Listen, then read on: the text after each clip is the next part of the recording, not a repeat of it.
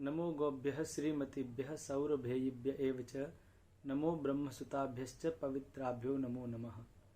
प्रायः गौव्रती, गौसेवक, गौभक्त लोग जानते हैं कि गाय की सेवा शुश्रूषा कैसे की जाती है, लेकिन कई लोग ऐसे भी हैं जिनका गायों के प्रति बहुत भाव है, गायों के प्रति बहुत निष्ठा है, गायों के चरणों में बहुत अनुराग है, लेकिन गायों के साथ व्यवहार कैसे किया जाए, गायों का विज्ञान क्या है, उससे वे अनभिज्ञ हैं। कई लोग गायों के पास जाते हैं और हल्का सा हाथ उसको लगाते हैं, तो उससे क्या होता है, गाय सींग मारने को आतुर होती है।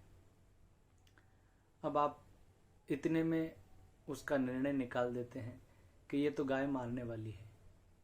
ये गाय मारने वाली है, या आपको गाय के साथ सही व्यवहार करना नहीं आता, या आप गाय के विज्ञान को नहीं जानते। ये विचारणीय बिंदु है, क्योंकि यदि इतने में इतनी मात्र बात से हम ये आकलन कर लें, ये निर्णय निकाल दें कि नहीं ये गाय मारने वाली है क्योंकि मैंने इसको हल्का सा हाथ लगाया, इसने ऐसे ऐसे सिर किया, तो जो लोगों द्वारा ये उपमा दी जाती है कि भाई इस व्यक्ति का स्वभाव तो एकदम गाय है, ये तो गाय की तरह सीधा है, गाय की तरह सरल है, तो सरलता सीधेपन के लिए गाय की उपमा दी जाती है। इसका मतलब प्रायः गायें सीधी ही होती हैं, प्राय गाय निर्मल होती है, और गाय वास्तव में गाय ही होती है जो सरलता की प्रतिमूर्ति होती है। आवश्यकता है गाय के साथ हम कैसे व्यवहार करें।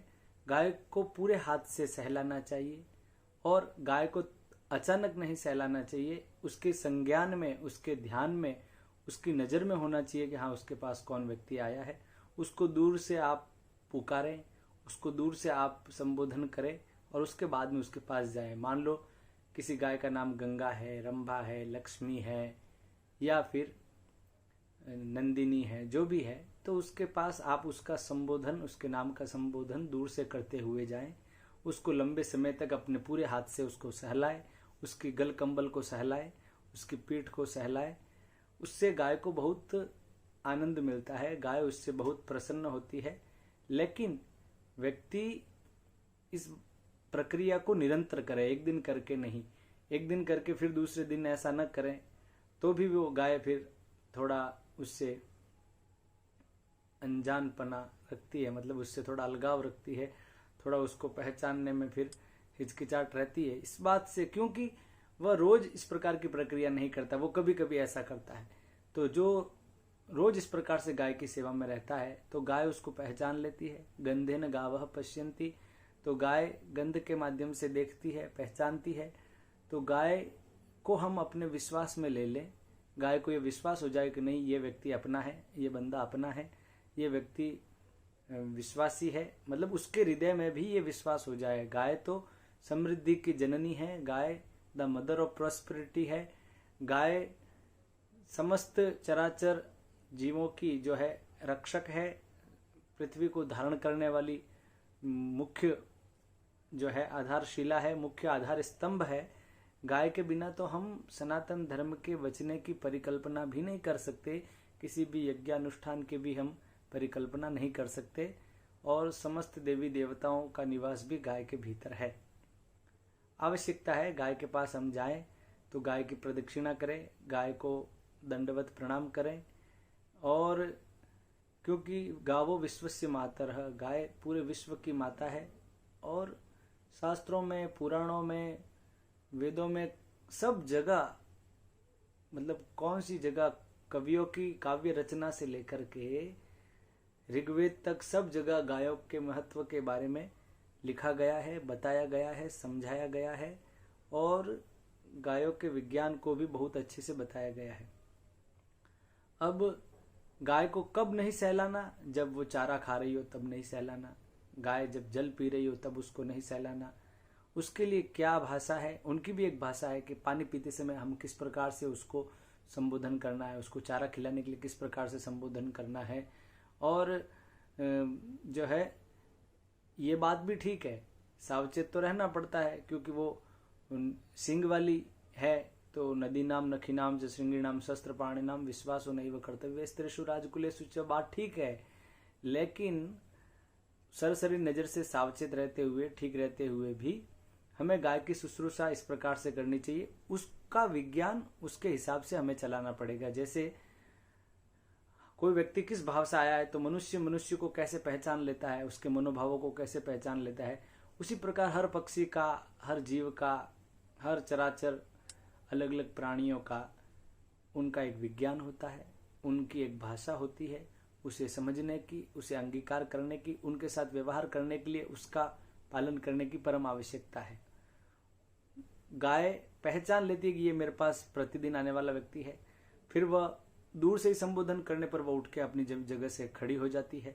आप उसको भाई कितना भी सहलाओ, उसके पास खेलो, वो कभी भी ऐसे अकारण नहीं मारती है। उसको आप बस उसके विज्ञान के हिसाब से उसके साथ आप व्यवहार करो, उसको हल्का हाथ मत लगाओ, उसको पूरे हाथ से सहलाओ, उसको पानी पीते समय, चारा खाते समय उसको मत सहलाओ, उसको दूर से संबोधन करते हुए उसके पास में आओ, उसको अचानक मत छुओ, उसके अनदेखी में उसको मत छुओ।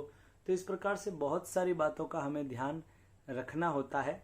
और राजा दिलीप ने और कितने सत्यकाम ने गायों की सेवा कर करके ब्रह्म ज्ञान को प्राप्त किया, रघु जैसे दिव्य पुत्रों को प्राप्त किया।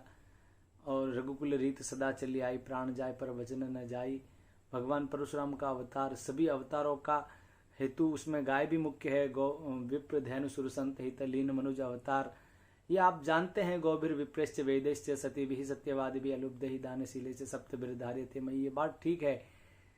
लेकिन जब गाय का इतना महत्व हम लोग जानते हैं तो गाय के साथ, गाय का जो विज्ञान है उसके साथ ही हम उसके सामने क्यों नहीं प्रस्तुत हो जाते। गाय के लिए, उसके लिए क्या उसको अच्छा लगता है, गाय की उसकी क्या परिभाषा है, उसका क्या विज्ञान है, उसके अनुसार हमें उसके साथ व्यवहार करना होता है, न कि हमें अपने अनुसार। हम अपने अनुसार व्यवहार करके उसका निर्णय नहीं निकाल सकते।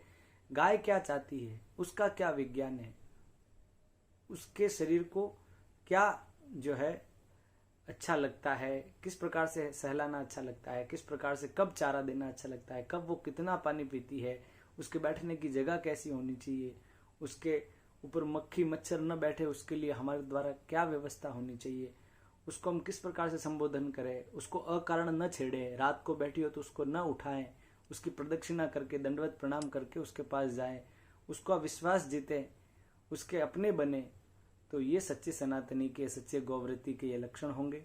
और इस प्रकार का जो है ज्ञान, इस प्रकार की बातें उस व्यक्ति को पल्ले अधिक पड़ती है जो वास्तव में गौव्रती यानी गौ के द्रव्यों का सेवन करने वाला है, शुद्ध दूध दही घी का जो सेवन करने वाला है, उस व्यक्ति को ये बातें पल्ले पड़ेगी।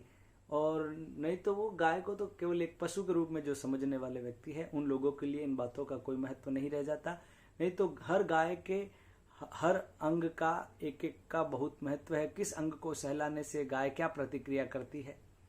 और कई लोग तो गाय को सीधा चलाने के लिए भैंस की तरह ही, अन्य पशुओं की तरह उसकी पूंछ को मरोड़ देते हैं। कई लोग गाय के ऊपर ठंडा पानी उसके मुंह पे फेंक देते हैं। मतलब लोगों की बुद्धि का दिवालिया ही मानो निकल गया है। गाय के प्रति कैसा व्यवहार होना चाहिए, जो समस्त विश्व की चराचर प्राणियों की जो माता है, समृद्धि की जननी है, वेदों ने जिसकी महिमा गाई है, उसके प्रति भी लोगों का ये रवैया है। और उसके बाद में कहते हैं कि हम तो जी बहुत सेवा करते हैं गाय की, गाय के प्रति तो हमारा बड़ा भाव है। गाय को केवल दूध के लोभ से रखना ये गाय की सेवा नहीं कहलाती। गाय की सेवा प्रथम है और उसके बाद में उसकी कृपा से जो द्रव्य मिले उसके ऊपर उसके बछड़े का पहले अधिकार है, उसके बाद में बचे हुए द्रव्य पर हमारा अधिकार बनता है। अगर सही सेवा करने का आपको ढंग देखना है तो यह है। बहुत सारी बातें हैं बताने के लिए, लेकिन हम छोटे छोटे वीडियो के माध्यम से हम गाय के महत्व को आपके सामने रखेंगे। आज के लिए इतना ही।